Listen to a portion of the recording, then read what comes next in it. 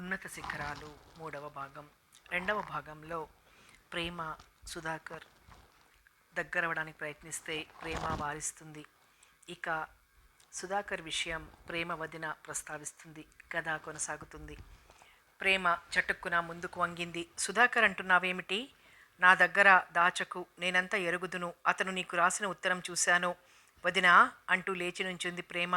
నాకొచ్చిన ఉత్తరం చూశావా అన్న కోడలి అసహ్యం మిళితమై వింతైన కంఠం ధ్వనించిన ఆ పిలుపుకు మెదలకుండా చూస్తోంది. ప్రేమ వేళ్లు చీర కొంగును మెలిపెడుతున్నాయి. పెదవులు పాలిపోయి సన్నగా కంపిస్తున్నాయి. కళ్ళు అప్పటికప్పుడే ఎరుపెక్కాయి. ముఖం ఎర్రగా అయిపోయింది. నా బీరువా వెతికావన్నమాట. అసలు నా గదిలోకి నిన్ను వెళ్ళమనటం నాదే పొరపాటు. చిచి, నువ్విలాంటి దానివనుకోలేదు. ఎన్నని ఏం లాభం? ఉత్తరం నేనే జాగ్రత్తగా పెట్టుకోవలసింది అన్నది కసిగా.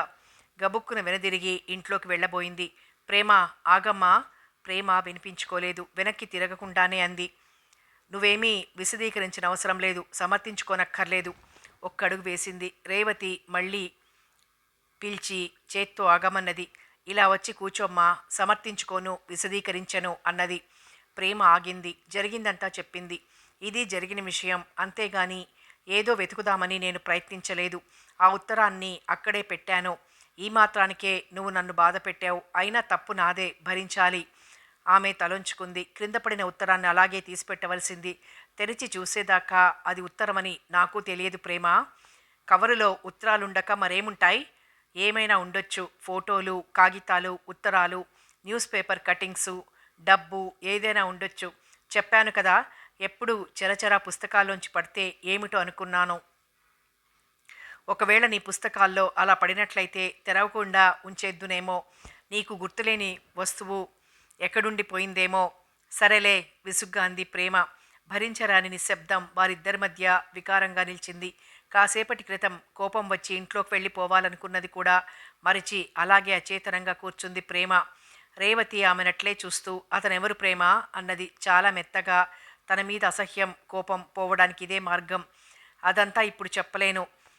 ఎవరికైనాను చెప్పగలనేమో గాని నీకు మాత్రం చెప్పలేను. రేవతి అక్కడే కూర్చుంది. ప్రేమ మన్నించటం లేదు. ఈ సంభాషణలో తనని వదిన అని పిలవలేదు. ఎంతో కఠినంగా మాట్లాడింది. హద్దు పద్దు లేకుండా మాట్లాడింది. కానీ అందుకు కారణం గ్రహింపుకు రాగానే ఆమె హృదయం ఆందోళన చెందింది.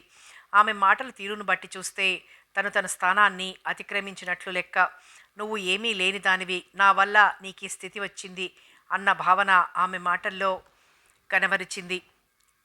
ప్రేమ తన చుట్టూ కంచె వేసింది. దాన్ని అతిక్రమించే ప్రయత్నం చేసినందుకు కాబోలు కంపలో పడి బాధపడుతోంది. అయినా తనేం చేసింది? అతనెవరు?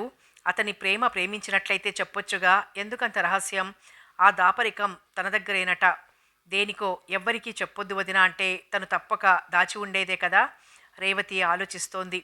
ఏదో అపశృతి వినిపిస్తోంది. తననెంత చులకన చేసి తీసి పారేసినట్లు మాట్లాడింది. ఎంత సంస్కారహీనంగా ప్రవర్తించింది. నీకు చెప్పను అని ముఖం మీద అనేసి వెళ్ళిపోయింది.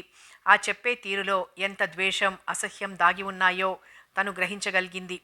మరుసటి రోజు తెల్లవారి వదినను పిలవమని తల్లి చెప్పిన మాటను తీసేయలేక రేవతి గదిలోకి వెళ్ళింది. రేవతి పడుకుని ఉంది, కానీ నిద్రపోవటం లేదు. పాలిపోయిన ముఖం కాంతి విహీనంగా అగుపించింది. అమ్మ పిలుస్తోంది అని వెళ్ళిపోయింది ప్రేమ. తననెంతగా అసహించుకుంటోందో ప్రేమ. గోడకు చెప్పినట్లు చెప్పి వెళ్ళిపోయింది. రేవతి నెమ్మదిగా లేచి వెళ్ళింది. ఆ సాయంత్రం ఇంటికి వచ్చేసరికి తెలిసింది రేవతి పుట్టింటికి వెళ్ళిపోయిందని. ఒకరోజు మధ్యరాత్రి అన్న గోపాల్ రావటం ప్రేమను ఆశ్చర్యపరిచింది. ఇలా వచ్చావేమన్నయ్యా అంది. రేవతికి నొప్పులట, ట్రంకాలు చేశారు, వచ్చేశాను. ఏం కబుర్లు ఆందోళనగా అన్నాడు. ఏమైనా కబురు తెలిసిందా మీకు? హడావిడికి సుబ్బరామయ్య వచ్చాడు. ఆయన కుర్చీలో కూర్చుంటూ అన్నాడు, తెల్లవారు వెళ్ళింది మీ అమ్మ. చూసొస్తానంటూ వెళ్ళిన మనిషి ఇంతవరకు జాడలేదు. సాయంత్రం కులాసాగా ఉందని కబురు వచ్చింది. నిన్నటి నుంచి కాస్త నలతగా ఉందట. ఎప్పటి మాట మీరు చెప్పేది? 8 గంటలప్పుడు భోజనం చేశావా? ఆ ప్రశ్న తాను అడగనందుకు ప్రేమ సిగ్గుపడింది. అంతా అయింది, మీరెళ్ళి పడుకోండి, నేను అలా వెళ్ళొస్తాను. వదిన విషయం నాకు చెప్పలేదేం నాన్నగారు అంది ప్రేమ. ప్రేమకు పరీక్షలు ఇవన్నీ చెప్పొద్దని మీ అమ్మంది. కాస్త కష్టమైన కాన్పట. నువ్వెక్కడ ఇదైపోతావో అని భయపడింది అని సుబ్బరామయ్య లోపలికి వెళ్ళాడు. నాకెందుకు భయం అనుకుంది ప్రేమ. వెళ్ళి నిద్రపో అమ్మా అన్నాడు. గోపాల్ సోఫాలో పడుకుంది ప్రేమ. దాదాపు 3 గంటలకి ఎవరో గట్టిగా పిలుస్తూ వచ్చారు. గోపాల్ గబగబా బయటికెళ్ళాడు. ఆ వచ్చిన వాళ్ళు పక్కింట్లో ఉన్న ఆఫీసర్. "ఆ, మీరే ఉన్నారు కదూ, అమ్మాయి పుట్టిందట, తల్లి బిడ్డ క్షేమమట, ఇప్పుడే ఫోన్ చేశారు, కంగ్రాచ్యులేషన్స్." అంత రాత్రి శ్రమ తీసుకుని వచ్చినందుకు కృతజ్ఞతలు తెలిపాడు గోపాల్. తెల్లవారేంత వరకు కనిపెట్టుకుని కూర్చోవటానికి గోపాల్ మహా ఇబ్బంది పడిపోతుంటే ప్రేమకు కోపం కూడా వచ్చింది. పాపను చూసేందుకు వెళ్ళింది. బొద్దుగా ముద్దుగా ఎర్రగా ఉన్న పాపని చూసి రేవతిని పలకరించకుండానే వచ్చేయబోయింది. కానీ రేవతే పలకరించింది. "పాప ఎలా ఉంది ప్రేమ?" "మా అన్నయ్య బిడ్డలంతా రత్నాలే" అంది నవ్వు ఎరువు తెచ్చుకుంటూ. అప్పుడే గదిలో అడుగుపెట్టాడు గోపాల్. "రేవతి ఎలా ఉంది? బాగా అలసిపోయావా?" ప్రేమకు వెళ్ళిపోవాలనుంది. వాళ్ళేం మాట్లాడుకుంటారో నెమ్మదిగా లేచి వెళ్ళిపోయింది. వదినంటే తనకు అభిమానమే. కానీ ఆ లేఖ చదవటం వల్ల తప్పు జరిగిపోయింది. దానికి వదినను తను క్షమించలేదు. అంత విశాల హృదయం తనకు లేదు. ఈ ప్రేమ కథ పూర్తయి సుధాకర్ తను భార్యాభర్తలైతే మళ్ళీ స్నేహితులయ్యే అవకాశం ఉందేమో. కానీ అన్నయ్య పెద్ద వదినను ఇంత త్వరగా మర్చిపోయి రేవతిని ఇంత అనురాగంతో చూడడం ఆశ్చర్యంగా, సహించలేనంత ఎబ్బెట్టుగా ఉంది. ఇలా తనలోని ఈ వక్రబుద్ధి లోతుగా వేరు పాతుకుపోయినట్లు పాతుకుపోతుంటే ప్రేమ గది వెలుపలికి వచ్చి ఏమీ చేయటానికి తోచక అలాగే నిల్చుంది. రేవతి చెల్లి రాధ ఫ్లాస్క్ పట్టుకొచ్చింది. ప్రేమను చూసి మందహాసం చేసింది. ప్రేమ పెద్ద ఇరకాటంలో పడిపోయింది. తెచ్చిపెట్టుకున్న మందహాసం ముఖానికి కళ్ళను చేకూర్చలేకపోయింది. "అలా ఉన్నారేం వదినా? మేనల్లుడు పుట్టలేదనేనా? మా అక్కయ్యకు కూడా కొడుకు పుట్టలేదని బాధగానే ఉంది." "ఉన్నారుగా ఇద్దరు." ఆ స్వరంలో కరుకుదనానికి రాధ విస్తుపోయింది. లోపల నుంచి గోపాల్ రావటంతో కొంత తేలికైంది విషయం. పెద్ద స్టేషన్ రావటంతో గోలగోలగా ఉంది. ఎవరో ప్రేమను తట్టి లేపారు. ఆమె ఆలోచనలకి అంతరాయం కలిగింది. గబుక్కున లేచి కూచుంది. పెట్టె చీకటిగా ఉంది. చిన్న బ్లూ లైట్ మాత్రం వెలుగుతోంది. ఆ చెయ్యి తన భుజం మీద పడింది. ఎవరో తెలుసుకుంది ప్రేమ. నెమ్మదిగా చేతిని తొలగిస్తూ, "ఇట్లా వచ్చావేం?" అంది ఇంకా మత్తుగా. "స్టేషన్ వచ్చింది, ఏమైనా కావాలా?" ప్రేమకు నవ్వొచ్చింది. తను నిద్రపోకపోయినా అందరి దృష్టిలో తను నిద్రపోతోంది. నిద్రపోతున్న మనిషిని లేపటంలో అర్థమేమిటి? "ఆ, ఏమొద్దు, వెళ్ళి పడుకో, ఎవరైనా లేస్తారు." సుధాకర్ ఆమె చేతిని అందుకోబోయాడు. ప్రేమ కనుబొమ్మలు చిట్లించి రగ్గులో చేతులు దాచుకుంది. "ఎందుకొచ్చినట్లు?" పొడిగా అడిగింది. "ప్రేమ, ప్రేమ," ఆవేశంగా అన్నాడతను. "నీ కోసం వచ్చాను, నిన్నొక్కసారి తాకాలని. నన్ను ముట్టుకోవటానికి ఇంకా నీకు అధికారం లేదు. నేనింకా మీ దాన్ని కాలేదు." అని అంతలోనే మార్దవం తెచ్చుకొని, "అంత మాత్రం నిగ్రహించుకోలేవా? వెళ్ళి పడుకో. మన నిశ్చయాన్ని గుర్తుంచుకో." ప్రేమ దగ్గర మెడల వరకు లాక్కొని వెనక్కు వాలింది. కొన్ని క్షణాలు సుధాకర్ అక్కడే తటపటాయిస్తూ నుంచుని గిరుక్కున వెనక్కి తిరిగి వెళ్ళిపోయాడు. ప్రేమ రెండు చేతుల్లో ముఖం దాచుకుంది. ఏమిటిది? హృదయంలో ఏదో వెలితి. తను ఏదో పొందలేకపోతున్నదా? వివాహానికి పూర్వం పొందే అనుభవాలు మధురతరంగా ఉంటాయి. నిజమేనేమో. మాటిమాటికి తనకింత నిగ్రహం ఎక్కడి నుంచి వస్తోంది? తనను తాకాలని వచ్చే సుధాకర్ను దూరంగా ఎలా ఉంచగలుగుతోంది? నిజానికి అతడు భర్త కావలసినవాడు. ఆగమనేది అతడు, ఆజ్ఞాపించేది అతడు. అలాంటి వాడు దొంగచాటుగా రావడం ప్రేమకు ఇబ్బందిగా ఉంది. సరదాగా ఇతర విషయాలు మాట్లాడి కాలం గడపవలసిన సుధాకర్ తనకే ధైర్యం చెప్పి అనునయంతో మాట్లాడవలసింది పోయి ఎప్పటికప్పుడు అల్పుడిలా పరిగెత్తుకురావటం ఆమెకు నచ్చలేదు. సుధాకర్ వెళ్ళిపోయాడు గాని ఆమె హృదయంలో ప్రవేశించి అశాంతిని రేకెత్తించాడు. కళ్ళు మూసుకుంది. ఆ కనుపాపల్లో అతడు నిలిచిపోయాడు. ఏమిటి బాధ? తెలతెలవారుతుండగా లేచి ముఖం కడుక్కుంది. ముఖం తుడుచుకుని రాగానే అక్కడ ఫ్లాస్క్ కనబడింది. అప్రయత్నంగా సుధాకర్ బెర్త్ వైపుగా తొంగి చూసింది. అతడు లేడు. ప్రేమ హృదయం సంతోషభరితమైంది. పెట్టె మీద కూర్చొని కాఫీ పోసుకుని తాగుతూ సుధాకర్ కోసం నిరీక్షిస్తోంది. పాపం, రాత్రి కసిరి పంపేసింది. ఏమనుకున్నాడో? క్షమించమనాలేమో. ప్రేమకు మధురమైన తలంపులు వచ్చాయి. ఇంకొన్నాళ్లకు భార్యాభర్తలుగా వాళ్ళిద్దరూ ఇలాగే ప్రయాణం చేస్తారు. అప్పుడు అప్పుడు సుధాకర్ రావటంతో తలంపులన్నీ కరిగిపోయాయి. ముఖం ప్రసన్నంగా చేసుకుంది. "చాలా థ్యాంక్స్. కోపం రాలేదుగా? క్షమించాలి." అతనేమీ అనలేదు. మిగిలిన కాఫీ అతనికి అందిస్తూ, "నువ్వు తాగు, నాకింక చాలు" అంది. ఫ్లాస్క్ అందుకుంటూ ఆమె చేతిపై తన చేయి వేసి క్షణం ముంచి మృదువుగా నొక్కి ఫ్లాస్క్ తీసుకుని వెళ్ళిపోయాడు. ప్రేమ హృదయం తేలికపడింది. తనలో తాను నవ్వుకుంది. అందరూ నిద్రలేచారు. రోజూ తమతో తిరుగుతున్న విద్యార్థినులను నిద్రముఖాలతో చూడటం, ముస్తాబవుతుంటే చూసి చూడనట్లు చూడటం, జుత్తు విరబోసుకుంటే అందంగా ఉన్నానా లేదా, అది జుట్టా లేదా అని పరీక్షగా చూడటానికి ఆ వైపు రావటం, ఇత్యాదివి చేస్తుంటే ఆడపిల్లలకి నవ్వులాటగా ఉంది. ప్రేమ రెండవసారి కాఫీ తాగుతుంటే గీత మందలింపుగా చూసి ఆమెకు దగ్గరగా జరిగి మెల్లగా అంది, అంతా చూశాన్లే, రెండవ డోసు. ప్రేమ పోవే అని కొంగుతో ముఖం తుడుచుకుంది. నిరంజన్ అగుపించడేం అందామె ప్రేమను చూసి. ప్రేమ వినిపించుకున్నట్లు లేదు. అతడి విషయం మాట్లాడితే చెవులు రిక్కించుకుని వింటావు, ఇతడి విషయం అడిగితే చెవుడంటావు, నీతో ఏం చెయ్యాలి? గీత గొణిగింది. ప్రేమ నవ్వకుండా ఉండలేకపోయింది. నిజంగానే చివరికి నిరంజన్ కంఠస్వరం కూడా వినిపించలేదు. గీత మాత్రం ఆతృతగా పరికించి చూస్తోంది.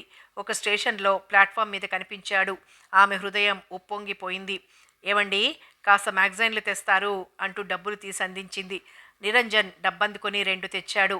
35 పైసలు వెనక్కిస్తూ మందహాసం చేస్తూ అన్నాడు, అది మీది, ఇది నాది. మీరు చదివాక ఓ మాటు రెండూ నాకివ్వండి. తన పని అయిపోయినట్లు దాటి వెళ్ళిపోయాడు. రైలు కదిలింది.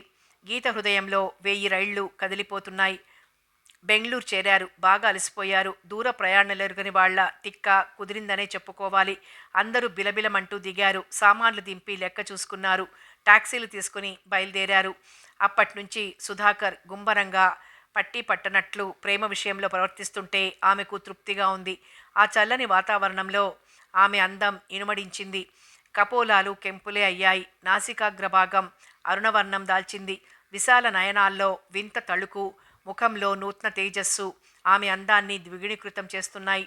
2 రోజులు బెంగళూరులో గడిపారు. బృందావన్ గార్డెన్స్ చూశారు.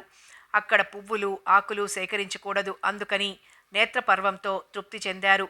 ఫౌంటైన్స్ దగ్గర, నీళ్ల కుండీల దగ్గర కూర్చుని కబుర్లు చెప్పుకున్నారు.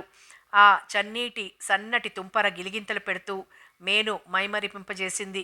ప్రేమ హుషారుగా ఉంది. ప్రతి సుందర దృశ్యంలో, ప్రతి పువ్వులో ఆమెకు సుధాకర్ కానొస్తున్నాడు. తనకు దూరంగా ఉండే కొద్దీ ప్రేమకు సుధాకర్పై జాలి, అనురాగం అతిశయిస్తున్నాయి. కానీ తను మాత్రం ఏం చెయ్యగలదు? ఏవో తీయటి ఊహలతో, తలంపులతో సంతృప్తి చెందేదామే. మైసూర్లో 2 రోజులు గడిపారు. ఆ తర్వాత నీలగిరి కొండలకు వెళ్లారు. ముందుగా తీసుకున్న కాటేజ్లో దిగారు. రక్తం గడ్డకట్టేంత చలి. పర్వతాలు తెలిమబ్బులను కప్పుకున్నాయి. తెల్లటి పొగమంచు సుతారంగా తేలిపోతోంది.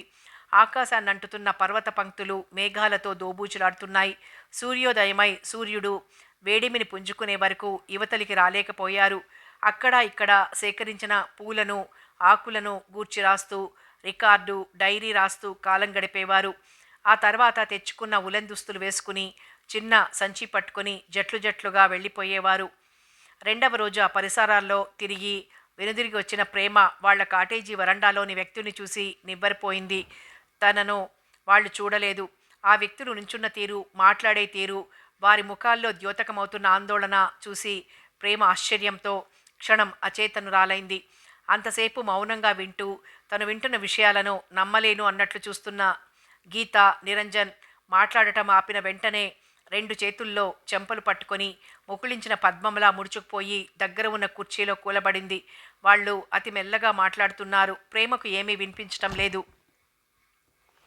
గీత ఎందుకలా ఉంది? నిరంజన్ ఏం చెబుతున్నాడు? వాళ్ళిద్దరూ ప్రేమికులా? నిరంజన్ ఆమె ప్రేమను తృణీకరిస్తున్నాడా? తను కొన్నాళ్లుగా చూస్తోంది. నిరంజన్ అంటే గీతకు ఓ రకమైన అభిప్రాయం ఉందని. తను ఈ ప్రేమపాసంలో చిక్కుకుంది. అదేమిటో తనకు తెలుసు. కానీ గీత విషయంలో తను ఊహించుకోగలదు. ప్రేమ ఇరకాటంలో పడిపోయింది. వాళ్ల సంభాషణను భంగపరచడం ఇష్టం లేక వచ్చిన పని పూర్తి చేసుకోకుండానే వెళ్ళిపోయింది.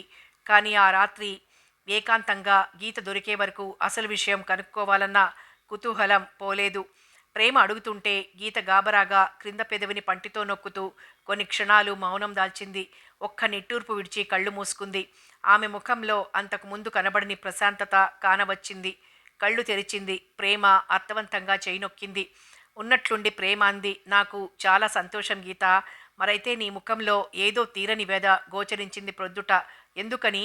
ఏం చెప్పాడు నిరంజన్? ఏవో ఉంటాయిలే, అవన్నీ నీకెందుకు? నీకు సుధాకర్కు ఇలాంటి పోట్లాటలు కాలేదా అని బుంగమూతి పెట్టి పలికింది. ప్రేమ హృదయం జల్లుమంది. 3వ నాడు అక్కడికి దూరంగా ఉన్న సెలయేటి ప్రాంతంలోకి వెళ్ళారందరూ. చాలామంది జట్లు జట్లుగా విడిపోయారు. చెట్టుకొకరు గుట్టకొకరుగా వెళ్ళిపోయిన వారు. వారిలో ప్రతి ఒక్క హృదయం ఏకాంతాన్ని కోరుతుందా అన్నట్లుంది. భగవంతుని విచిత్రమైన సృష్టిని అనుభవించి తీరాలంటే ఏకాంతం కావాలని కోరుతున్నట్లు గుంపులు విడిపోయారు. ఒకరికొకరు సమీపంలో ఉన్న చెట్టుచాటుననో రాతి పక్కగానో కూచుంటున్నారు. అంతా ఎవరికి వారు పరధ్యానంగా కూచున్నారు. గీత వారి మధ్య లేదు. ఆమె ఎక్కడికి వెళ్ళిందో అందరూ ఊహించుకుని నవ్వుకున్నారు. నువ్వు మాత్రం హాయిగా అలా తిరగటానికి వెళ్ళలేదేమీ అన్నట్లు ప్రేమను చూడసాగారు. ప్రేమ ఆ చూపులు భరించలేక వారి మధ్య నుంచి పారిపోయి వచ్చింది. ప్లాస్టిక్ సంచి పక్కన పెట్టుకుని కూచుంది. సంచిలో తెచ్చుకున్న చాక్లెట్స్ బయటికి లాగి ఒక ముక్క తుంపుకొని నోట్లో వేసుకుంది. ఎందుకో భయం వేసింది. గీతా అని అరిచింది. జవాబు లేదు. లక్ష్మి అని పిలిచింది. ఆ అన్న జవాబు ఆమెకు కొంత ధైర్యాన్నిచ్చింది. ఒకవైపు ఎక్కడో మూగగా ఆమె సుధాకర్ రాకను కోరుతోంది. మరొక వైపు ఆయన వస్తే మళ్ళీ ఏం జరుగుతుందో అని భయం కూడా ఉంది. లేచి నిల్చుంది. ఒంటరిగా నిలబడి ఆలోచించే బదులు ఎక్కడికైనా వెళ్ళి ఎవరినైనా కలుసుకుంటే బాగుండునని కొంత దూరం వెళ్ళింది. ప్రేమ అన్న పిలుపు, ప్రేమ హృదయంలో ఆ పిలుపు ఒకేసారిగా వికాసం విస్మయం కలిగించింది. అయినా విప్పారిన నేత్రాలతో ఆ పిలుపు వినవచ్చిన వైపు పరీక్షగా చూస్తోంది. అప్పుడే విచ్చుకుంటున్న ఎర్ర గులాబీ మొగ్గల పెదవులు సుకుమారంగా విడివడినాయి. కనబడవలసిన వ్యక్తి కనబడలేదు. ప్రేమకు ఈ దాగుడు మూతల్లో ఏదో తీయదనం కనబడింది. ఈ నిరీక్షణలో మధురిమ లేదు. సిద్ధించాలనుకున్న కోరిక బలవత్తరమవుతున్న సమయంలో దూరంగా ఎక్కడో ఒక సహ విద్యార్థిని నవ్వు వినవచ్చింది. సుధాకర్ రాలేదు. ఇదంతా కేవలం భ్రమేనా? ప్రేమ తెగించి మెల్లగా అంది. ఎక్కడున్నావో యువతలికి రాకూడదు? సుధాకర్ పొదల మాట నుంచి వచ్చాడు, రెండు చేతులు చాచి. ప్రేమ, ఇటువంటి ఏకాంతం కోసం ఎన్నాళ్లుగా ఎదురుచూశానో తెలుసా? ప్రేమకు ఈ మాటలు ఎక్కడో మాటుమణిగిన సంఘటన జ్ఞాపకాలను రేకెత్తించాయి. తప్ప ఎందుకు ఈ మాటలు అనుకుని కనుబొమ్మలు సన్నగా ముడిచింది. అతని హాస్యాలు అందుకోకుండా ఒక రాతిపై కూర్చుంది. సుధాకర్ నెమ్మదిగా వచ్చి ఆమెను తాకుతూ కూర్చున్నట్లు కూర్చున్నాడు. వారిద్దరి మధ్య సందు లేదు. కాసేపు అలా కూర్చుని ఇద్దరూ లేచి చాలా దూరం వెళ్లారు. ప్రేమ మౌనంగానే వెళ్ళింది. అతని రాక కోసం, సన్నిధి కోసం నిరీక్షించిన తాను అతని సమక్షంలో ఎందుకిలా బిగుసుకుపోయి మంచు ముక్కలా అయిపోతుంది? ఈ సమయం, ఈ ఏకాంతం, ఈ ప్రకృతి శోభ ప్రేమికులకు పిచ్చిని రేకెత్తిస్తుంది. అనాదిగా భారత స్త్రీ రక్తంలో ఇమిడిపోయిన సౌశీల్యత, పవిత్రత తనని విధంగా చేస్తున్నదా? ప్రేమ, ఎంతకాలం ఇలా నన్ను బాధ పెడతావు? నన్ను కనికరించవా? ఇటు చూడు, నా హృదయం మీద చేయి వేసి చూడు ప్రేమ, ప్రేమ అంటూ అనుక్షణం నీకోసం తప్పిస్తోంది. ఎందుకింత జంకుతావు? నా మీద నమ్మకం లేదా? ఈ వాతావరణం చూడు, ఇంతటి శుభ సమయాన్ని జారవిడుద్దామా? ప్రేమ, ఇంకొక 4 నెలలు నువ్వు నాదానివైపోతావు. ఎందుకీ భయం? 4 నెలలేగా. ప్రేమ లేచి నుంచుంది జాలిగా చూస్తూ. రెండు చేతులు కట్టుకుని నించుంది. ఆమెకు వెర్రి కోపం వచ్చింది. అసహ్యం వేసింది కూడా. బలవంతాన చిరునవ్వు తెచ్చుకుంది. ఈ 4 నెలలు గడిచిపోనీకూడదా? ఇంతకాలం ఆగాం, ఈ కొద్ది నెలలు ఆగలేమా? ఎన్నోసార్లు అనుకోలేదు ఇటువంటి తొందర వద్దని. ఇక్కడ ఇంకొక క్షణం ఆగినా నాకు కష్టంగా ఉంటుంది. వేరే ఏదైనా కబులు చెప్పు. అదేమి దురదృష్టమో. నన్ను చూడగానే నీ తలపులు వక్రమార్గంలో పయనిస్తాయి. నా మనసు బెదురుతుంది. భీరువునైపోతాను. వద్దు సుధాకర్, నిన్ను విడిచి వెళ్ళటం కష్టం నాకు. ఆ అవసరం రానియకు. హమ్మయ్యో, ఏమిటలా చూస్తున్నావు? భయంగా ఉంది. ఎందుకా చేతిరుమాలు? మాట్లాడవేం? సుధాకర్ పేలవంగా నవ్వాడు. తల పంకించి లేచి నుంచున్నాడు. క్షణం తదేకంగా ప్రేమ కేసి చూశాడు. భుజాలెగరేసి రెండు చేతులు పైకెత్తి గాల్లో ఆడించాడు. అతని ముఖం కరుగ్గా అయింది. ఏదో కఠినంగా నిశ్చయించుకున్నట్లొక్కసారి బిగిసిపోయాడు. పక్కనున్న బండ మీదుంచిన రుమాలందుకొని ముఖాన్ని తుడుచుకుంటూ కఠినంగా అన్నాడు. వెళ్ళిపో ప్రేమ, వెళ్ళిపో. నా ఎదురుగా ఉంటే నాకు పిచ్చి. నేనేం చేస్తానో నాకే తెలియదు. ప్రేమ నివ్వెరపోయింది. ఏదో ప్రమాదం జరుగుతుంది అనుకుంది. పారిపోగలిగితే బాగుణ్ణు. సంచి చేతబట్టుకుని గబగబా అడుగులేసింది. 4 అడుగులైనా వెయ్యకముందే వెనక నుండి ఏదో ఆమె మూతి చుట్టూ పాకింది. అరవటానికి కూడా వీల్లేక గిలగిల్లాడింది. ఆమె 2 హస్తాలను వెనక్కి వెరిచి పట్టుకున్నాడు సుధాకర్. బెదిరిపోయిందామె. ఆమెనతడు గమనించటం లేదు. జేబులోంచి సన్నటి తాడు తీసి ఆమె చేతుల్ని కట్టేశాడు. ప్రేమ హృదయం మీద సమ్మెటతో బలంగా ఎవరో కొట్టినట్లయింది. అతని ముఖంలో ఎన్నడూ చూడని కఠినత్వం, మొరటుదనం వికారంగా అగుపించాయి. ఆమెను బరబరా లాక్కెళ్ళి రాతి మీద కూర్చుండబెట్టాడు. అతని ముఖంలోకి చూస్తున్న ప్రేమ నయనాలు అశ్రుపూరితాలైనవి. సుధాకర్ ఇంత నీచానికి దిగజారిపోయాడన్నా అనిర్వచనీయమైన వ్యధ, తనకేం సంభవించనున్నదో అన్న భయం, అతని ముఖంలో ద్యోతకమవుతున్న పశుత్వానికి తన అసహ్యం, జుగుప్సతో ఇవన్నీ కరిగి కన్నీరయ్యాయి. అతడు వికారంగా నవ్వాడు. వికృతంగా అతి భయంకరంగా మారిన ఆ ముఖాన్ని చూడలేక కళ్ళు మూసుకుంది. మూతలు పడిన రెప్పల్లోంచి అశ్రుధారలు వేడిగా చెంపల మీదుగా కారిపోతున్నాయి. కళ్ళు కూడా మూస్తే బావుంటావు ప్రేమ, గంతలు కట్టేదా? అతను మాట్లాడుతూ ఉంటే కంపరంగా ఉంది. అతడు ఆమెకు దగ్గరగా, అతి దగ్గరగా వచ్చి నుంచున్నాడని ఆమె కళ్ళు మూసుకున్నా గ్రహించగలిగింది. ఏమి చేస్తాడోనని ముడుచుకుపోయింది. అతను విరిచి విరిచి మాట్లాడసాగాడు. ఎన్నిసార్లు నీ కోసం వచ్చాను, సౌమ్యంగా వచ్చాను, బోధపరిచాను. నా మీద ప్రేమ ఉందంటూనే నా కోరికను నిరాకరించావు. ప్రతిసారి ఎంతో చాకచక్యంతో తప్పించుకున్నావు. నీ శీలం కాపాడుకున్నాననే ఆనందించావు గాని నా కోరిక నన్ను కాలుస్తోందని గ్రహించలేకపోయావు. నన్నింత బాధకు గురిచేసిన నిన్ను వదులుతానా? అందంగా, సుకుమారంగా, అపురూప లావణ్యంతో నన్ను వెర్రెత్తించావు. ఇది నేనింకా దాచలేను ప్రేమ. ఇది నాకు పరీక్ష. ఈ పరీక్షలో నువ్వే ఓడిపోయావు. నేనాగను ప్రేమ. అతడి వాగ్ధోరణి ఆగగానే కళ్ళు తెరిచి అతని కేసి తేరిపారా చూసింది ప్రేమ. సుధాకర్ ఆ కళ్ళల్లోకి మత్తుగా చూశాడు. అతని కళ్ళల్లో కామంతో మండే విస్ఫులింగాలు ఆమెను దహించి వేస్తున్నాయి. నన్ను తప్పించుకోలేవు ప్రేమ. ఇంతవరకు నిన్ను వదిలానంటే నేనెంత మంచివాడినో ఊహించుకోగలవు. అతని మాటలు, ముఖ కవళికలు ఆమెను నిలువున అసహ్యంలో ముంచుతున్నాయి. సుధాకర్ సుడిగాలిలాగా విజృంభించి ఆమెను రెక్కపట్టుకుని లేపాడు. అణిగిమణిగిన శక్తి ఒక్కసారి మేల్కొంది ప్రేమకు. బలాన్నంతా కూడగట్టుకుని తన అసహ్యాన్ని, క్రోధాన్ని బహిర్గతపరుస్తూ గిలగిల్లాడిపోయింది. ఆమె విడిపించుకోవటానికి ప్రయత్నించే కొలది అతని పట్టు బలమైంది. నభిక్షత ధాటికి తాళలేక ఆమె బాధగా మూల్గింది. నువ్వీ మాత్రం ఎదురు తిరుగుతావని నాకు తెలుసు. నువ్వు అరిచినా నిన్ను రక్షించే దిక్కులేదు. అసలే పెనుగులాట అలవాటు లేదు. ఈ కాస్తకి ఆమెలోని శక్తి నశించింది. ఒక్కసారి ఆమె వ్యతిరేకించడం మానేసింది. తూలుతూ అతను లాక్కెళ్ళిన వైపుగా 2 అడుగులు వేసింది. సోలి పడిపోయింది. సుధాకర్ ఆమె మీదికి వంగి మెల్లగా ఆమెను క్రింద పరుండబెట్టి కట్లు విప్పసాగాడు. కళ్ళు తెరిచేసరికి వింత వింత దృశ్యాలు అగ్గుపడుతున్నాయి ప్రేమకు. ఆకాశంలో దూదిపింజేలా తేలిపోతున్న మబ్బు తునకలు, గాలికి అల్లల్లాడుతున్న చిరుకొమ్మలు చూసి అనుమానంతో కళ్ళు అటూ ఇటూ తిప్పింది. అంతలోకి ఏదో జ్ఞాపకం రాగా బాధగా, దుఃఖంగా, హృదయం 1000 వక్కలైపోయేలా మూలిగి కళ్ళు మూసుకుంది. ప్రేమ, ప్రేమ, ఇలా చూడు. ఏదో ఆప్యాయమైన స్వరం. ప్రేమ భయంగా, ఆశగా కళ్ళు తెరిచింది. ఎదురుగా జాలితో నిండిన గీతముఖం అగుపించింది. ప్రేమ దుఃఖం పొంగిపోయింది. 2 చేతుల్లో ముఖం దాచుకుంది. కట్ట తెగిన చెరువులా బోరున ఏడ్చేసింది. గీత ప్రేమ చెవికి దగ్గరగా వంగి లాలనగా మెల్లగా అంది. ఏం లేదు ప్రేమ, నిశ్చింతగా ఉండు. నీకేం అన్యాయం జరగలేదు. ఆ మాటలు వికృతంగా వినిపించాయి. నీకు కాబోయే భర్తే నిన్ను ఏదో చేస్తే నీకు అన్యాయం ఏమిటి అని సమర్థించినట్లు వినిపించింది. అతను నీ కట్లు విప్పుతుండగానే మా కంటబడ్డాడు. పిరికివాడు. మమ్మల్ని చూసి చూడ్డంతోనే పారిపోయాడు. అయినా పిచ్చిదానా, అంతమంది ఉండగా. పోనీలే, పాపం, చూడవే, కళ్ళు తెరు.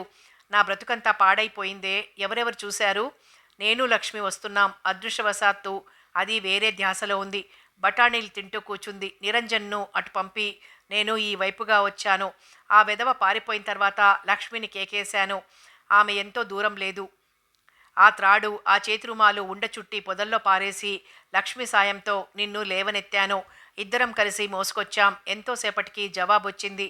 నిన్ను ఏమైనా కొండపురుగు కుట్టి ఉంటుందని అందరం అనుకున్నాం. నువ్వు అలాగే ఏదో కల్పించి చెప్పు.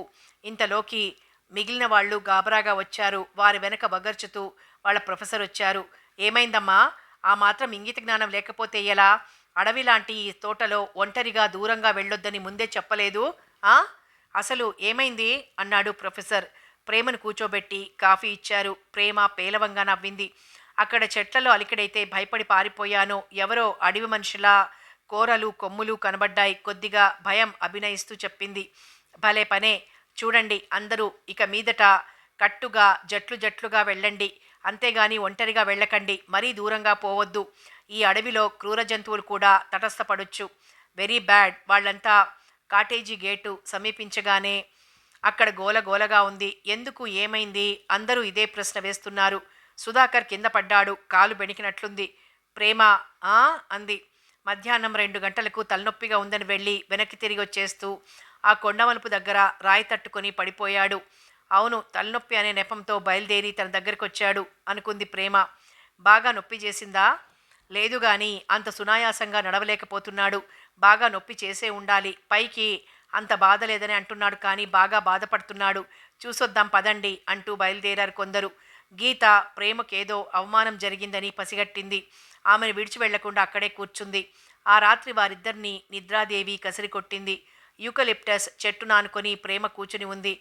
ఆమె ముఖం పాలిపోయి కళావిహీనమై ఉంది. ఆ చూపుల్లో ఆకర్షణ లేదు.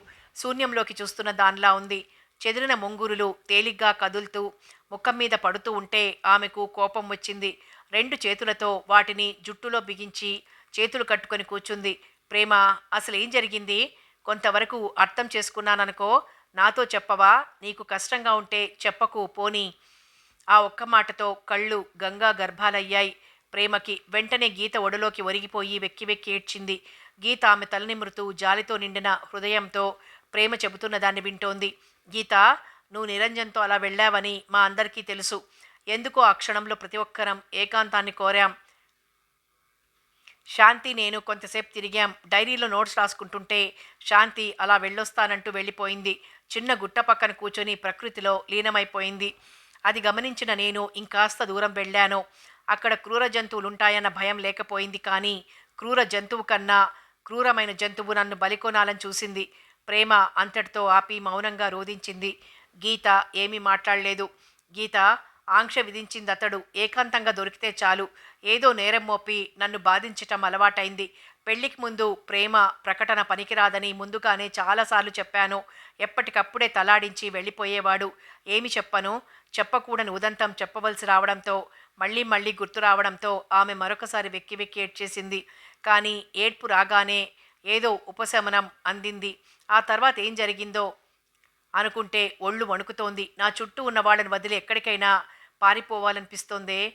గీత, నీకు తెలుసు ఏం జరిగింది? నువ్వు అక్కడికి ఎలా వచ్చావు? ఆలస్యం కాకముందే వచ్చావా? నాకు నిజం చెప్పవే గీత. నువ్వు దేవతవే గీత. నువ్వొక్కసారి పెద్దగా కేక వేశావు తెలుసా? అప్పటికి నేను దగ్గరే ఉన్నాను. నిరంజన్ కూడా ఉన్నాడు కదా. నీకేం ఆపదొస్తుంది అనుకుని జవాబివ్వలేదు. అంతలోనే ఏదో తట్టింది. నిరంజన్ ఉండగా నీకు ఆపద కలక్కపోతే మరి నువ్వు కేక వేయడం ఎందుకు అని వెతుక్కుంటూ వచ్చేసరికి నువ్వు రాతి మీద తెలివి తప్పినట్లు పడి ఉన్నావు. కానీ ఒక్కసారిగా నా గుండె పిరికిదనంతో వణికింది. నేను ఆడదాన్నే. అతను తెగించినవాడు, మగవాడు. నన్ను కూడా కట్టి పడేస్తే వెంటనే కాస్త అవతలికి వెళ్ళి చక్కగా ఉన్న పొదల మాట నుంచి బిగ్గరగా అరిచాను. అక్కడ నిరంజన్ లేకపోయినా ఒక మగవాడి పేరు పెట్టి అరుద్దామని బుద్ధి పుట్టింది. నిరంజన్, త్వరగా రా, ఇక్కడ చక్కటి ఆకులు పూలు ఉన్నాయి. నిరంజన్, లక్ష్మి అంటూ కేకలు వేయటం ప్రారంభించాను. వస్తున్నా అంటూ వాళ్ళు తలకు వైపు నుంచి జవాబులిచ్చారు. ఆ సవ్వడి ఆసరాతో నేను ముందుకు దూకాను. నేను రాగానే అతడు నన్ను చూసి తడబడి పక్కగా పారిపోయాడు. నేను నిన్ను ఒళ్ళోకి తీసుకొని మళ్ళీ వాళ్ళొచ్చే వరకు అరుస్తూ అతని రుమాలు తాడు పొదల్లోకి విసిరేశాను. నిమిషాల మీద లక్ష్మి, శాంతి పరిగెత్తుకుంటూ వచ్చారు. నిన్ను ఆ విధంగా చూసి నోట మాట రాక నిలబడిపోయారు. ఏదో అడవి మృగం కనబడి భయపడినట్లున్నావని, నేను రావటం, నువ్వు స్పృహ కోల్పోవటం ఒకేసారి జరిగాయి అని చెప్పాను. ఇదొక పీడ కలలా భావించి మర్చిపో ప్రేమ. ఇది ఒకందుకు మంచిదే. ఇంకా నయం, పెళ్ళైన తర్వాత అసలు రంగు బయటపడి ఉంటే నీకు విముక్తే లేకపోయేది కదా. నీ పాలిట దేవుడున్నాడు. లేకపోతే మించిపోయాక ఎవరేం చెయ్యగలరు? ప్రేమ వింటోంది. గీత చెప్పే మాటలు అర్థమవుతున్నాయి. సుధాకర్కు తనకు ఇంతతో సరి అని చెబుతోంది గీత. గీత చటుక్కున మాటలాపు చేసింది. నిరంజన్ తనకేసొస్తున్నాడు. అతని ముఖం అలసి ఉంది. కళ్ళు తీక్షణంగా చూస్తున్నాయి. అతను ఏదో బాధపడుతున్నాడని చూడగానే తెలుస్తోంది. వారిద్దరూ తెల్లబోయారు. ఎలా ఉంది గీత ప్రేమకు? పర్వాలేదు. నిరంజన్ కూర్చున్నాడు. ఇప్పుడే ప్రొఫెసర్ దగ్గరికి వెళ్ళి మాట్లాడొస్తున్నాను. ప్రేమ, మీరు ఇంటికి వెళ్ళిపోవటం మంచిది. మీ ఆరోగ్యం బాగాలేదని గీత చెప్పింది. మిమ్మల్ని పంపించకపోతే అత్తయ్య, మామయ్య, అక్కయ్య అందరూ నన్నంటారు. మీరుండి చేసేదేం లేదు. ఈ వాతావరణం మనకు అలవాట్లేదు. ప్రొఫెసర్ గారితో చెప్పి వచ్చారన్నమాట. అంతేకాదు మీకు బర్త్ రిజర్వ్ చేయించొచ్చాను. ప్రేమ నేలకేసి చూస్తూ కూర్చుంది. మిమ్మల్ని ఈ స్థితిలోనైనా ఇంటికి పంపించకపోతే రేవతి అక్క నన్ను క్షమించదు. ఆమెకు మీ ఆరోగ్యంపై అతి శ్రద్ధ. రేవతి అన్న శబ్దం వినగానే ప్రేమ కనుబొమ్మలు ముడిపడ్డాయి. మండిపడింది. నిర్లక్ష్యంగా చూసింది. ఏమంటారు? ప్రేమ నోరు మెదపలేదు. ఏం చేయటానికి తోచటం లేదు. నువ్వు వెళ్తేనే బాగుంటుంది ప్రేమ అన్నది గీత మౌనాన్ని భంగం చేస్తూ. నువ్వన్నది నిజమే అన్నట్లు కొన్ని క్షణాలు స్నేహితురాలి వైపు రెప్పవాల్చకుండా చూసింది ప్రేమ. కానీ నోటితో ఆ మాట అనలేకపోయింది. మగవాళ్ల మధ్య ఈ కథ ఎలాంటి రూపం దాల్చిందో, ఎంత ప్రచారంలోకి వచ్చిందో. గీత నిరంజన్ వైపు తిరిగి, మీరు వెళ్ళి అన్ని ఏర్పాట్లు చేసిరండి, నేను సామాను సర్ది సిద్ధంగా ఉంటాను అన్నట్లు ప్రేమ వెళ్ళి ప్రొఫెసర్ గారికి చెప్పనవసరం లేదంటారా? నిరంజన్ లేచి నుంచున్నాడు. ప్యాంట్ జేబుల్లో చేతులుంచుకుని ఏటో చూస్తూ క్షణం ఆగి, ఆయన మధ్యాహ్నం వస్తారు, అప్పుడు మాట్లాడండి, వస్తాను అంటూ వెళ్ళిపోయాడు. అతడు వెళ్ళిన వైపే చూస్తూ నిట్టూర్చింది గీత. ఇంటికి చేరగానే అందరూ సానుభూతితో ఆశ్చర్యంగా పలకరిస్తున్నారు ప్రేమను. ప్రేమకు చిరాగ్గా ఉంది, ఆశ్చర్యంగా ఉంది, ఆత్మహత్య చేసుకోవాలన్నంత విసుగ్గా ఉంది, ప్రమాదంలోంచి బ్రతికి బయటపడ్డంత సంతోషంగా ఉంది. అవును, తను ప్రమాదంలోంచి బయటపడ్డది. కానీ తననందరూ ఎంతో గౌరవంగా చూస్తున్నారు, ఎంతో జాగ్రత్తగా చూసుకుంటున్నారు. ప్రేమ ప్రయాణం చేసి వచ్చింది, దాన్ని రెస్ట్ తీసుకొనివ్వండి అని అన్నగారి పిల్లల్ని సహా దూరంగా ఉంచుతున్నారు. తను ఇంట్లో వాళ్ళెవ్వరికీ తెలియకుండా సుధాకర్తో ప్రేమలో పడడం, అతడు తనను ఎవరితోనూ మాట్లాడవద్దని కట్టడి చేస్తూనే తన పైన 2 సార్లు అత్యాచారానికి తలపడడం, ఇవన్నీ అంత మర్యాద అయిన సంగతులు కావు. తన కుటుంబ సభ్యులు ఎవరికి తెలిసినా వారు హర్షించదగ్గ విషయాలు కావు. ఈ బాధ తను ఎవరితోనైనా చెప్పుకుంటే చాలా బాధ, కానీ చెప్పుకోక అంతకు మించిన బాధపడుతున్నది ప్రేమ. ఊటీ నుంచి మద్రాసు ఎలా వచ్చిందో, మద్రాసులో అన్నగారు తనను రిసీవ్ చేసుకోవడానికి వస్తే కూడా తానెలా మాట్లాడకుండా కాలక్షేపం చేసిందో, మద్రాసు నుంచి ఈ 500 మైళ్ళు ఎలా ప్రయాణం చేసిందో, ఇదంతా అగమ్య గోచరంగా నమ్మరాని కట్టుకథలా ఉంది. జరిగిందేమిటని ఒక్కరు కూడా తనని నిలదీసి అడగరు. పొదలో ఏదో చూసి బెదిరానంటే అందరూ నమ్మారు. సరళ వచ్చింది. బావను అత్తను పలకరించి గబగబా రేవతి దగ్గరికి వచ్చింది. ప్రేమ వచ్చిందా? ఎలా ఉంది? ఇంకా అడుగుతున్నావా? పైనుంది, వెళ్ళి చూడు. సరళ పిల్లాడిని అక్కకందించి వెళ్ళబోయింది.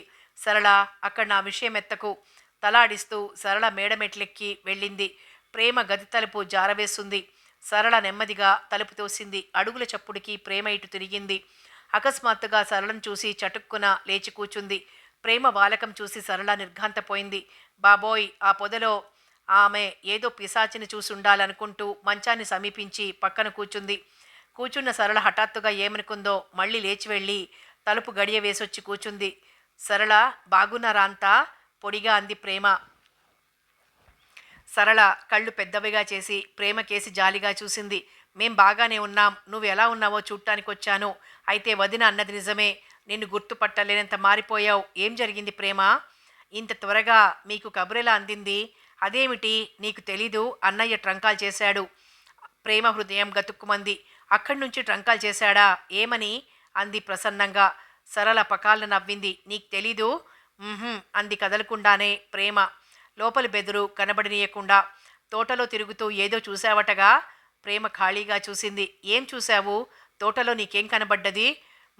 తోటలో నాకేదో కనబడ్డదని చెప్పిన మనిషి ఏం కనబడ్డదో చెప్పలేదన్నమాట అన్నది ప్రేమ గడుసుగా మాట్లాడుతున్నానని అనుకుని. నువ్వు చూసింది మనిషినే కదా, ఆ మనిషి నీకు తెలుసుగా అన్నది సరళ వక్రంగా చూస్తూ. ప్రేమ గుండె నిమిషానికి 120 సార్లు కొట్టుకుంది. సరళ, ఏమిటి నువ్వంటున్నది? ఓహో, పేరు అవి చెప్పాలన్నమాట. క్షణంసేపు ప్రేమకు గుండె కొట్టుకోవటం మానేసింది. నిశ్శబ్దం. ప్రేమ, చెప్పు. నిన్ను చూద్దామని వచ్చాను. నీకేదో కష్టం కలిగిందని విని వచ్చాను. నీకు కనిపించిందెవరు? నాకు తెలుసు, నువ్వు మాట్లాడవు. కానీ నేను వెళ్ళిపోవాలి ప్రేమ, నాకట్టే టైం లేదు. మీ అన్నయ్య 12ంటికి క్యాంప్ నుంచి వచ్చేస్తారు. నాకు చెప్పు, జరిగిందేమిటో. నీ వాలకం చూస్తూ ఉంటే నేను అనుకున్నంత జరిగినట్టే ఉంది. చెప్పు. అతడు నిన్ను అన్యాయంగా నలిపివేయబోయాడు, అంతేగా?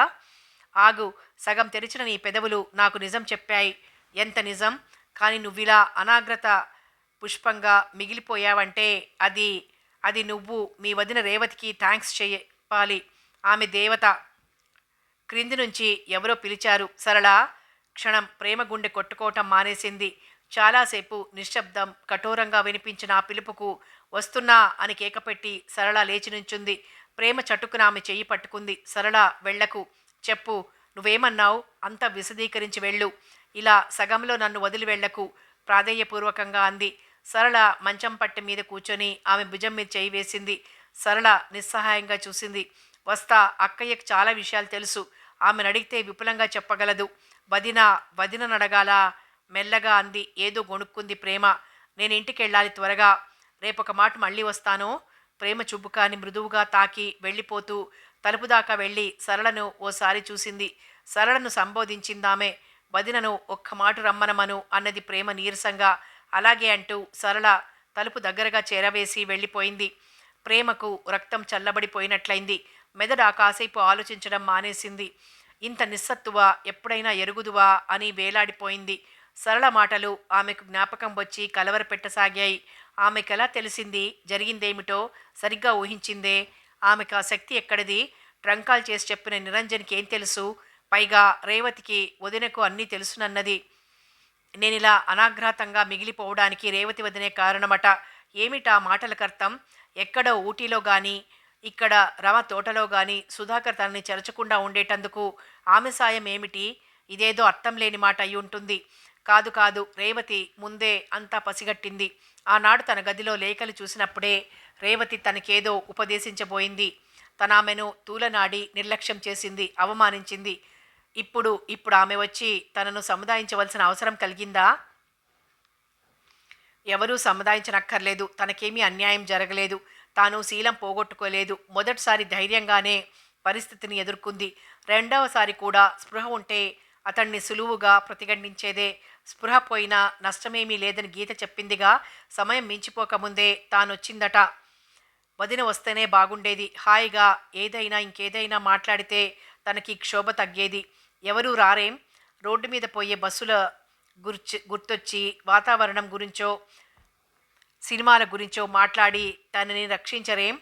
ఆలోచనలో దాదాపు 10 నిమిషాలు దాటి ఉంటాయి. మెట్ల మీద చప్పుడు విని ఆమె గుండె వేగంగా కొట్టుకోవడం ప్రారంభించింది. ఏదో పని మీద వచ్చింది అమ్మ. పని చేసుకు వెళ్తూ మరోసారి ఓదార్చి కాసేపు బుజ్జగించి పడుకు నిద్రపో తల్లి, కాస్త హాయిగా ఉంటుంది, బాగా అలసిపోయావు అన్నది. వదిన వస్తుందా అని నిరీక్షణాభావం ప్రవేశించింది ప్రేమలో. వచ్చి ఆమె ఏం చేయగలదు అన్న ప్రశ్న కూడా ఉంది. కానీ అందువల్ల లభించవలసినంత విశ్రాంతి లభించలేదు. ఆమె రావాలనే ఉంది, ఏదో మాట్లాడాలనే ఉంది. ఏం మాట్లాడాలి? ఆమెకు తన సంగతంతా తెలుసు. వెళ్ళి బ్రతిమలాడుకోవాలా? ఎవరికీ చెప్పొద్దని. సరస సంభాషణను బట్టి ఆమెకు కూడా అంతా తెలియనట్లే ఉంది. ప్రేమకు ఎక్కడలేని నీరసం ఆవరించింది. వదినను బతిమాలుకోవాలి. ఆమె అనుగ్రహించక ప్రేమ హృదయం 1000 ముక్కలైంది. ఆనాటి తన ప్రవర్తనను ఆమెను క్షమించమని కోరాలి. ఈ దుస్థితి తనకొస్తుందని ఎప్పుడూ అనుకోలేదు. ఆమె నెమ్మదిగా వెళ్ళి తలుపు తెరిచింది.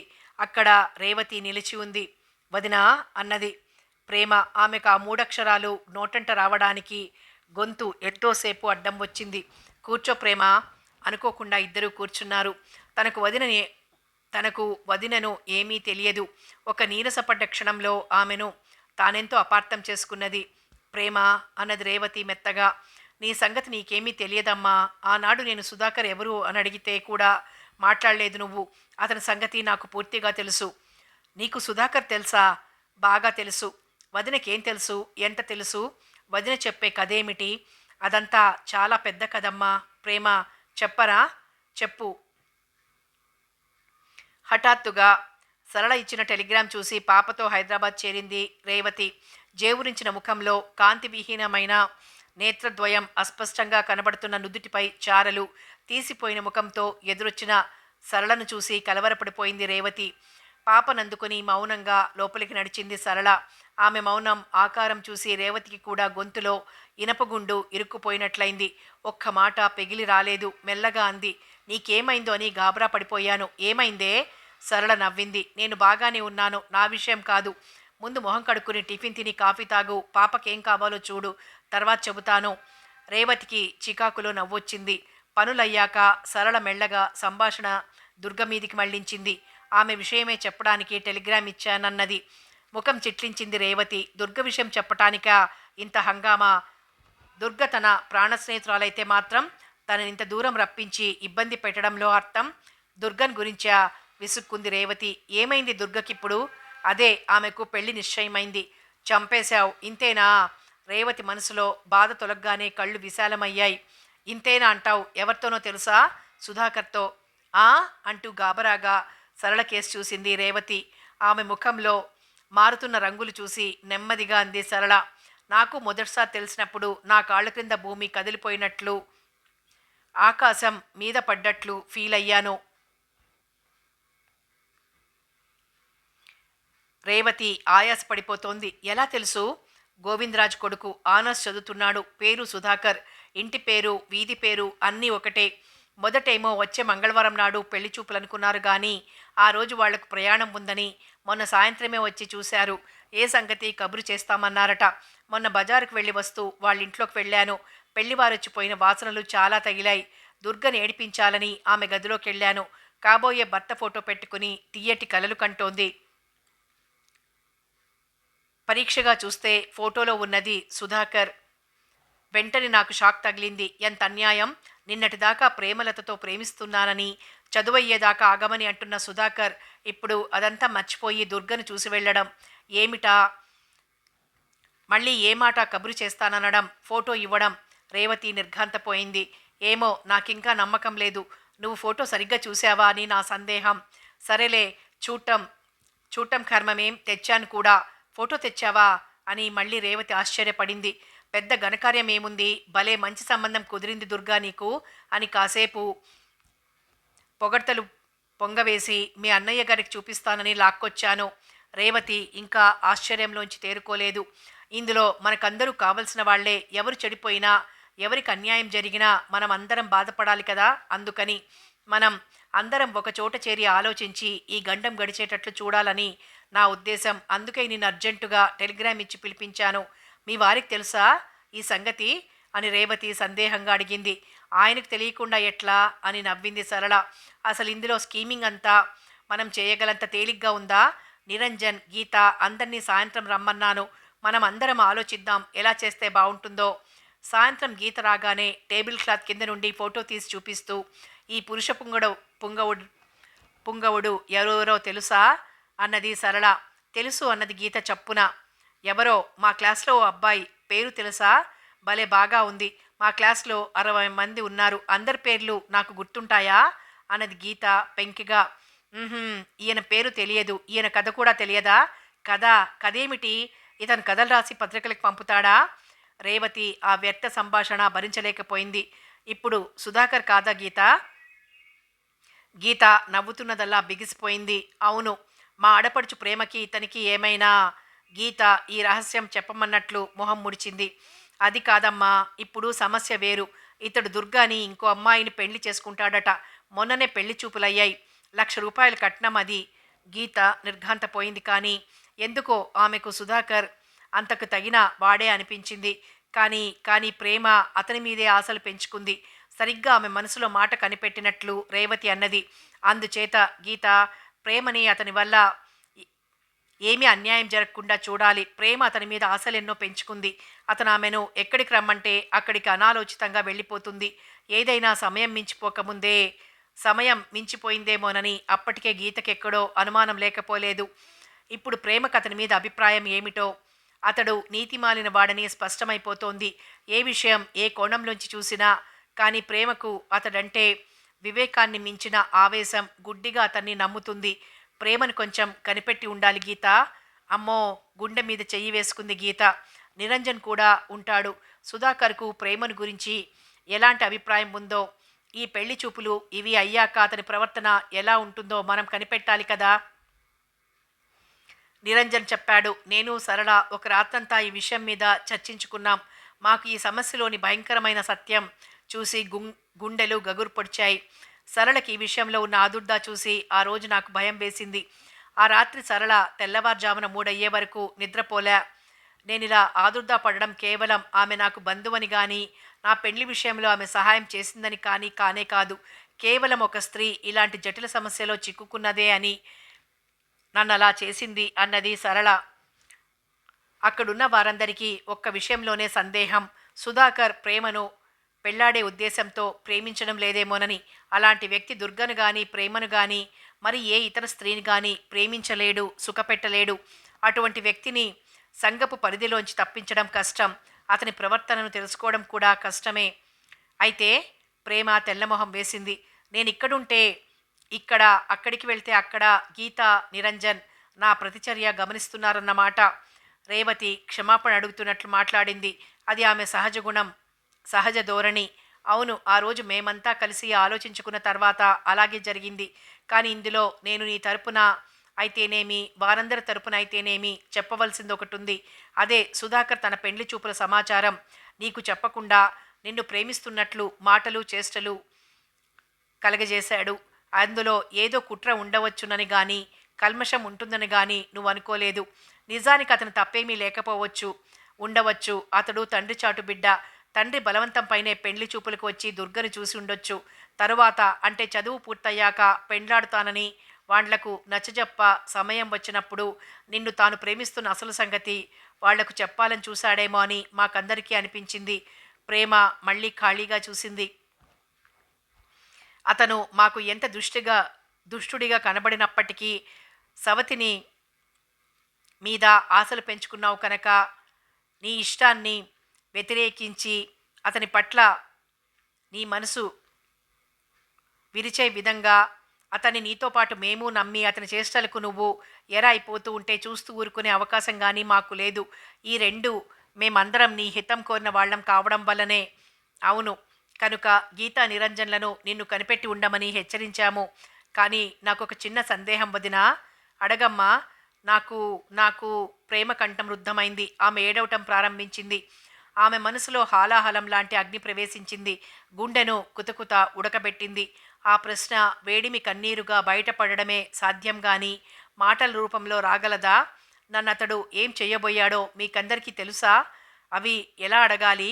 ఆ ప్రశ్న ఏ స్త్రీ అయినా తన వదినను అడగగలుగుతుందా? వదినను కాదు, తల్లినైనా అడగడం కష్టమైన ప్రశ్న. తల్లినే కాదు, తనకు తాను ప్రశ్నించుకుని శోధించుకునే సాహసం లేని ప్రశ్న అది. ఏమో అక్కడ ఏం జరిగిందని వీళ్ళంతా అనుకుంటున్నారో. అసలు ఏం జరిగిందో తనకు ఏం తెలుసు? తనకు స్పృహ తప్పింది. తనకు గీత చెప్పిన మాటలే ఆధారం. ఏడవకమ్మా, నీ సందేహం నాకు తెలుసు అన్నది రేవతి. ఏడవకు అనడం తేలికే కానీ ఆ మాట విని ఏడుపాపడం అంత తేలిక కాదు. ఉపశమన వాక్యాలు దుఃఖాన్ని ద్విగుణీకృతం చేస్తాయి. ప్రేమ పైట చెంగులో ముఖం దాచుకుని కుళ్ళి కుళ్ళి ఏడవసాగింది. రేవతి కరిగిపోయింది. నెమ్మదిగా లేచి ఆమె భుజం తట్టింది. అదేమిటి ప్రేమ చిన్నపిల్లలాగా? అక్కడ అక్కడ ఆ దుఃఖంలోంచి ఆ రెండు మేటలు బయటపడేసరికే 2 నిమిషాలు పట్టింది. గీత నిన్ను నీడలాగా ఫాలో అయిందమ్మా. ఆమె లేకపోతే ఏమయ్యేదో గాని నువ్వు అతడు విడిగా కొండచర్యల్లోకి వెళ్ళిపోవడం, బండపైన అతడు నీ పక్కన చీమ దూరేతంట సందు కూడా లేకుండా కూర్చోవటం అన్నీ చూసిందామే. ఆమెకు మీ ఎదుట పడితే ఏమో, లేకపోతే ఏమో అని ద్వైధీభావం, మిక్కిలి భయం.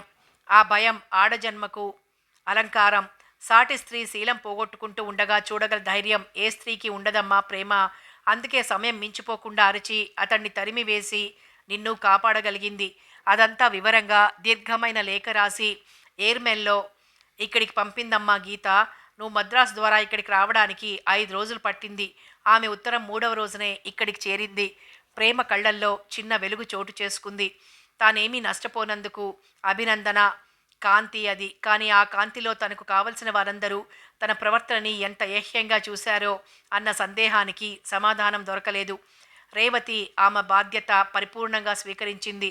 నువ్వు మద్రాసు చేరే వేళకే బాగా అప్సెట్ అయిపోతావని, అక్కడి నుంచి నీకు సహాయం అవసరమని చెప్పాలి మీ అన్నయ్యకు. అందువల్ల ఆయనకు అంతా చెప్పవలసి వచ్చింది.